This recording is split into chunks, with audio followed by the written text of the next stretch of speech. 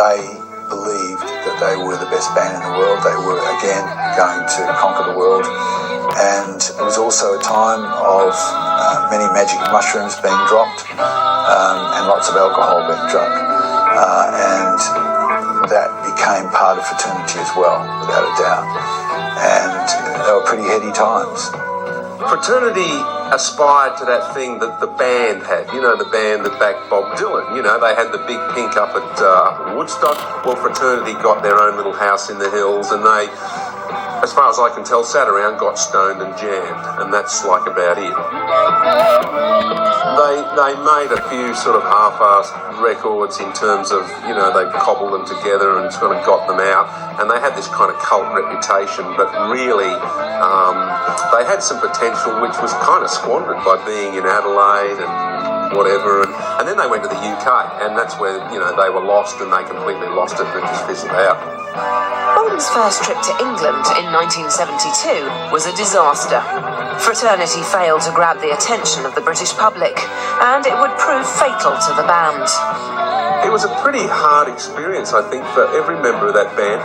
Bon had just got married to Irene, so the whole band, including the dog, and all the wives, it's just this wastrel hippie tribe, and it was just infighting in a small house and going, and just seeing that it's not going to land in your lap. You know, you can land in the UK and you're not going to be Jethro Tull overnight.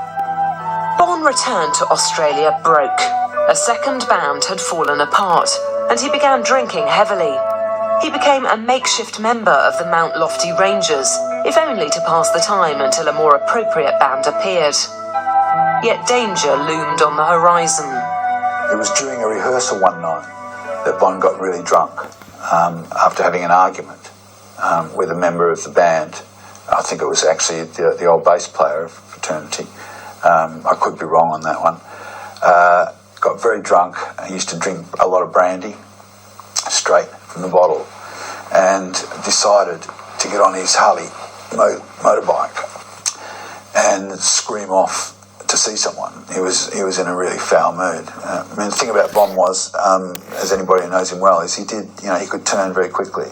He could turn, into a really bad mood, an aggressive mood. Anyway, he ripped off on his Harley-Davidson bike into the darkness of the night.